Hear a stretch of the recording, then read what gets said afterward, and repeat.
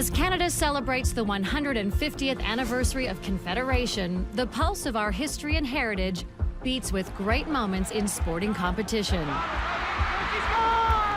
We remember and honor the men and women who stirred a nation's pride and fulfilled their private dreams.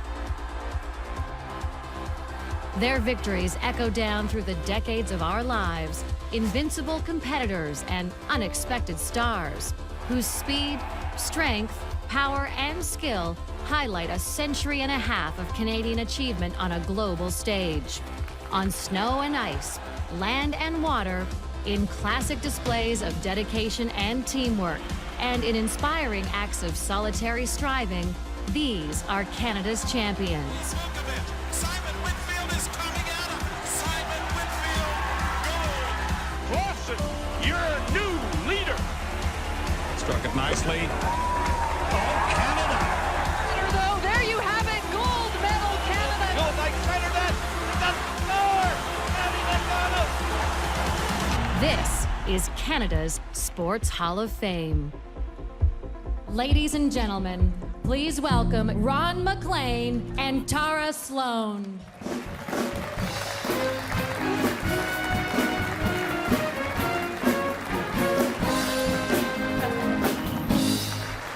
Welcome to Canada's Sports Hall of Fame induction celebrations, coming to you from the Metro Toronto Convention Centre.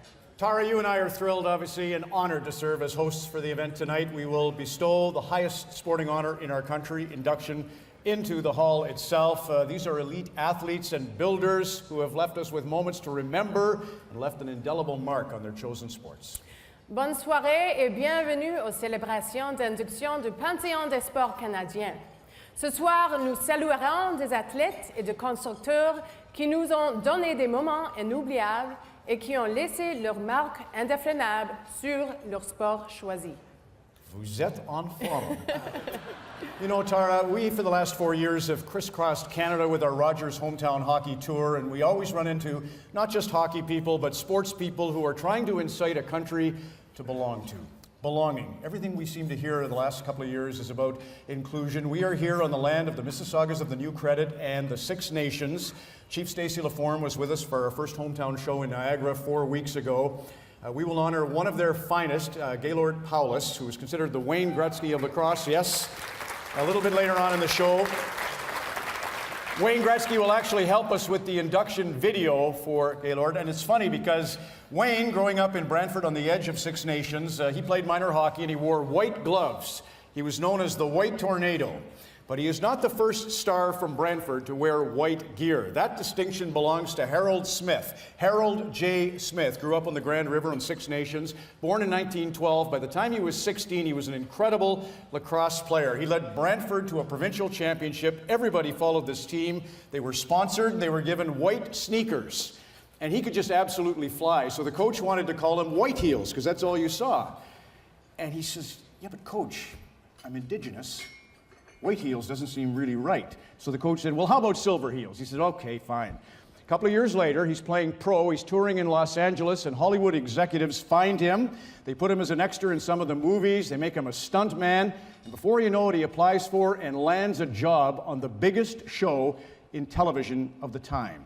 He became Tonto on The Lone Ranger.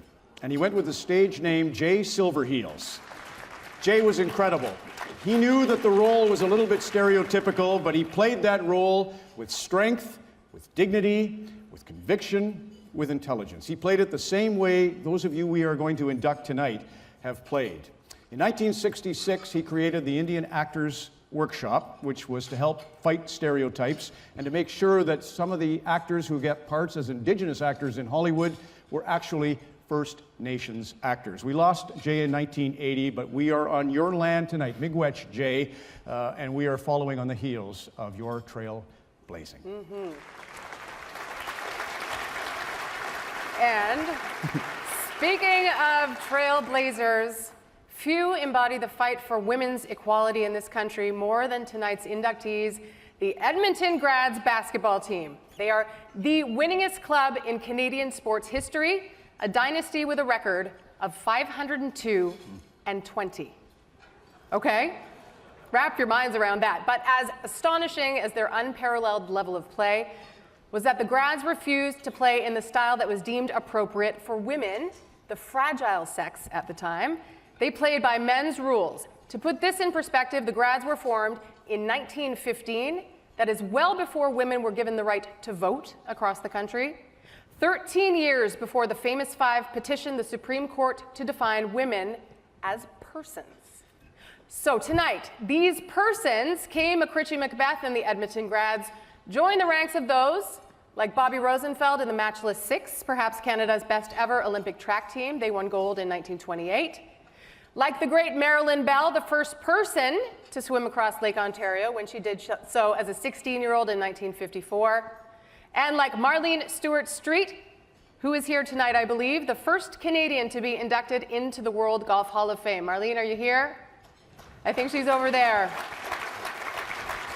So like these women and so many honored members here tonight, the Edmonton grads have paved the way as we work towards equal treatment in this country from all of us. Thank you. Inclusion, belonging. George St. Kitts, the band is with us all night. Brilliant, and we're really looking forward to more from them. And later on our show, the great Brett Kissel. Okay, time for our first induction this evening. I know I'm going to get to this eventually. Marlene, you'll love this story. A few years ago on the CBC, I was doing the Skins event with Jim Nelford, and we had Jack Nicklaus, and we had Tom Weiskopf, and we had Fred Couples, and we had Nick Price. And Jim had a little round table, and he asked the golfers, if you had a 7-foot putt to win your dream tournament, would you like it to be an uphill putt or a downhill putt? Uphill. That's what I would have said. Lanny, that's what you would have said. But the fact of the matter is, all 4 golfers said to a man they would prefer a downhill putt. And they explained when you are extremely nervous, it's a lot easier to get the putt on line and let gravity take care of it. So let's go back to 2003, April the 13th, on the 72nd hole at the Masters at Augusta. A young man from Brights Grove is lining up a 7-foot putt. And wouldn't you know it, it's uphill. So he gets over that putt, and I swear to God, this is what he said. It is not going to bleeping end this way. Hit the sweet spot and put a good roll on it. And we had our heart in our throat. Here is our first inductee tonight. Augusta, Georgia, April 2003. A slender Canadian in black named Mike Weir wins a 1-hole playoff to reach the summit of the golfing world. There's one putt for a playoff. Oh, yes. What a stroke. When he sunk that to get into the playoff, I mean, we were all just on pins and needles, and I know a lot of people back home have told me stories about how they couldn't even watch. And then when he got in the playoff, there was just this, I mean, you could hear the cheers all over. The green jacket is going north of the border. Mike Weir has won the Masters. You know, I still get shivers when I sit there and think about it. You sort of go through all these emotions of, you know, Mike as a junior, growing up, all the work and the hard efforts he's put into it. You start thinking of his family, what they've put into it. I remember sitting down with Mike afterward, and all I could think back was, boy, there's that skinny little kid with the big glasses who I remember as an amateur golfer, and now he is the Masters champion. And I just thought, man, this is a great story. This is just a wonderful thing to happen for a great guy.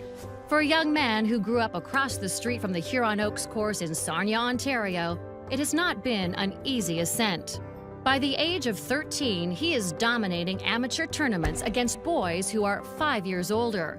But there are thousands of talented young golfers in the world, and only a handful have the desire, the commitment, and the ability to learn from repeated failure to make it as a pro. Especially in his early days, where there were so many people who said he wasn't going to do it, so many people who said, there's no way you're going to make the PGA Tour. He just wanted to prove them wrong. What Mike wants, basically, Mike will get. When he's down and his back is against the wall, you want him on your side. Mike sharpens his skills at Brigham Young University, then begins an odyssey of promise and frustration that would defeat a less dedicated student of the game. Living out of his car, sleeping in friends' basements, missing the cut week after week, then managing somehow to qualify for another round. He made a lot of sacrifices. He went down, played in Australia, didn't have enough money for a return ticket. He said the only way I'm going to get back is if I win my way back. So talk about a little pressure on your game. If you want to play good golf, as Lee Trevino said, you know, bet a $20 game with $10 in your pocket, and that's essentially what Mike did. Finally, in 1999 in British Columbia, Mike Weir becomes the first Canadian in nearly half a century to win a PGA tournament in Canada. For the next 5 years, he ranks among the top 10 on the tour. Then comes Augusta and a place on the roster of the greatest golfers of all time. Struck it nicely. Winning the Masters in 2003, Mike being as successful as he has been on the PGA Tour, Mike Weir is the Mike Weir I knew growing up. He hasn't changed. He is a wonderful individual and a great icon for Canada. Wow. Mike is, first and foremost, Mike's a friend. What he's given back to this country in terms of not just playing golf, but the charity work that he's done, the kids he's helped, the golfers he's spent time with. He's just meant so much to sports in Canada that being in this hall, I think, is more than fitting. From 91 yards, the sand wedge on 15 wasn't shabby either. Ladies and gentlemen, Mike Weir.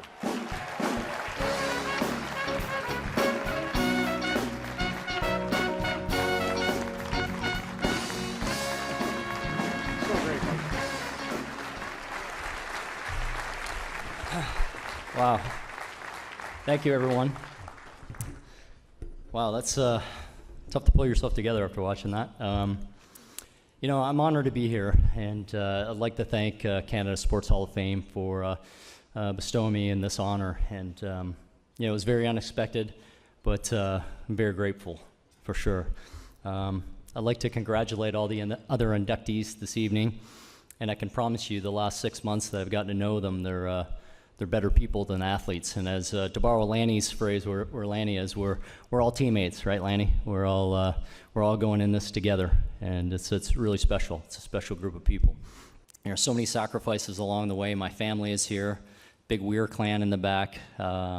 My daughter Lily, who is there, and my other daughter Elle, excuse me, who is my other daughter Elle, who couldn't make it this evening. She's studying over in Florence, Italy right now, but she's being FaceTimed by her sister, so she's getting a little glimpse of what's going on this evening. But I'd like to thank my family from the bottom of my heart. I love you guys. You guys have been so supportive of me, and that's what makes the journey special, is to share it with you guys, first and foremost. Without a doubt. You know, I've been very lucky. You know, growing up in a small town in Sarnia and Brights Grove. You know, I never thought that I'd compete against Ernie Els and Phil Mickelson and Tiger Woods, and to beat them once in a while. And you know, to be in the champions locker room with and become friends with Gary Player and Jack Nicklaus and the late Arnold Palmer, and sit beside Byron Nelson and hear the stories. And you know, truly, it's a wonderful sport, and I've been blessed to have that opportunity. And thank you, everybody, for supporting us all this evening. Let's have a great night. I'm looking forward to everybody else's speeches as well. Thank you.